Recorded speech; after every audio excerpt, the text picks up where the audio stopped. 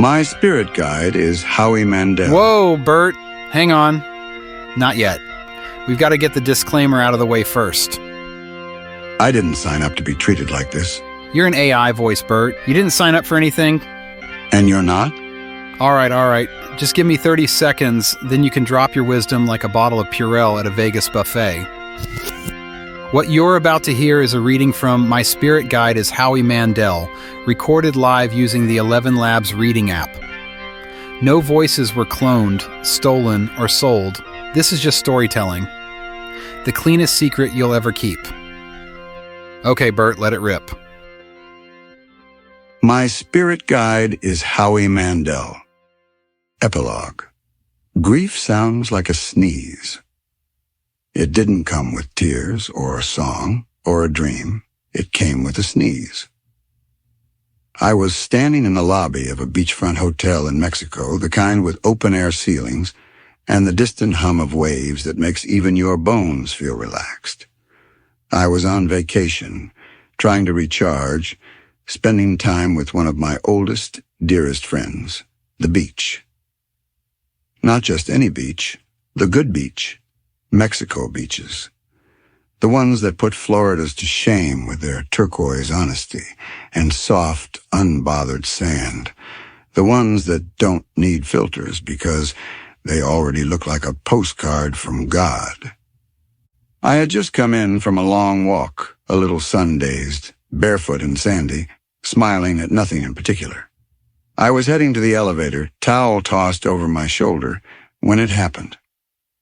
Someone sneezed, high-pitched, quick, almost comically small, like a Tweety bird.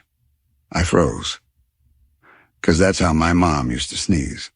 And not kind of like that, exactly like that. Tiny, chirpy, ridiculous. Like her lungs had hired a cartoon sidekick to do the sneezing for them. And suddenly I wasn't in Mexico anymore. I was a kid again, standing in the kitchen, hearing that little sneeze echo from another room and yelling, "Bless your Mom," without even thinking about it. She'd always say thank you like it was a proper exchange, like it mattered. The world blurred. My breath caught. It was like someone had snuck a memory into the room and left it there on the floor, waiting for me to trip over it. She's been gone for years. Cancer took her when I was 35. Too young to lose her. Too old to pretend I didn't know what was happening. I've gotten used to the ache, or so I tell myself. But grief doesn't operate on a schedule. It shows up when you're not looking, when you're in swim trunks, headed toward guacamole. Spirit Howie didn't jump in with a sarcastic punchline this time. He waited. Let the silence expand. Let me feel it. Let the Tweety bird sneeze echo one more time in my chest before he finally spoke gently. That one got you, huh? I nodded. Didn't try to hold it in. Didn't shame myself for tearing up in paradise. Didn't pretend the moment wasn't sacred just because I was wearing flip-flops. Because here's the thing about grief. It doesn't care if you're on vacation. It doesn't care if you're healing, moving forward, doing better. It sneaks in through sounds, through echoes, through little moments so tender you don't realize your heart was open until something small flies in and breaks it wide. A sneeze. That's all it took to remind me how much I still miss her. Not just her hugs or her advice or her love, though God, I miss those too. But the little things. The silly, ridiculous, so uniquely her things. Like a sneeze that could have been animated by Looney Tunes. Like a tiny chirp in a big world. Like a reminder that love echoes long after the body goes. I didn't say anything to anyone. I just stood there in the lobby, hand on the elevator button, smiling through the sting.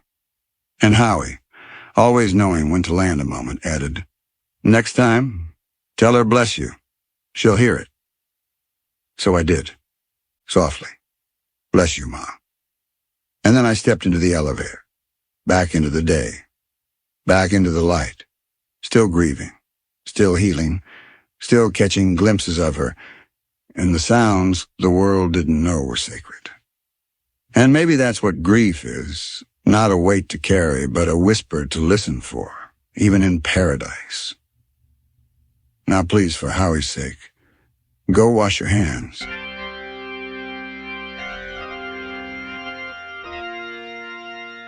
One last thing, promise. If this book made you laugh, nod, cry, or talk to your imaginary spirit guide in public, would you mind leaving a quick review? It helps more than you know, and it might just convince someone else to pick it up, instead of that self-help book with a tree on the cover that promises inner peace in 7 days or less.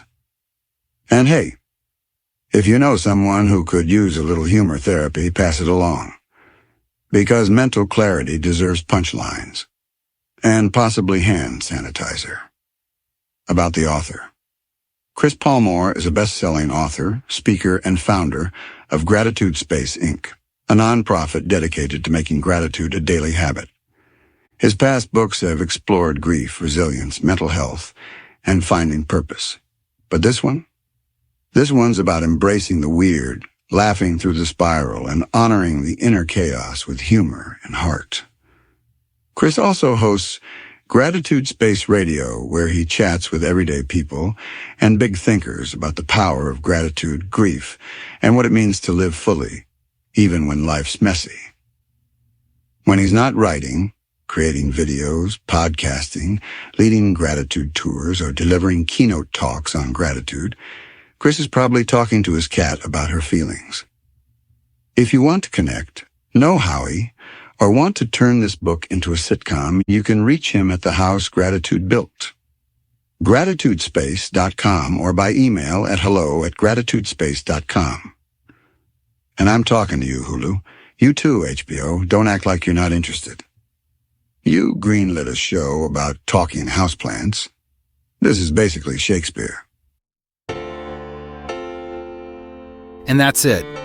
The journey is over.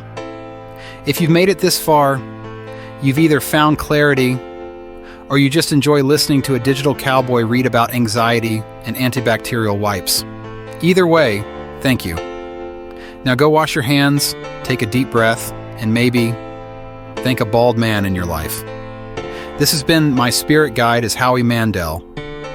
The surprisingly clean path to mental clarity. Don't follow us. Don't tell your friends. And remember, this never happened.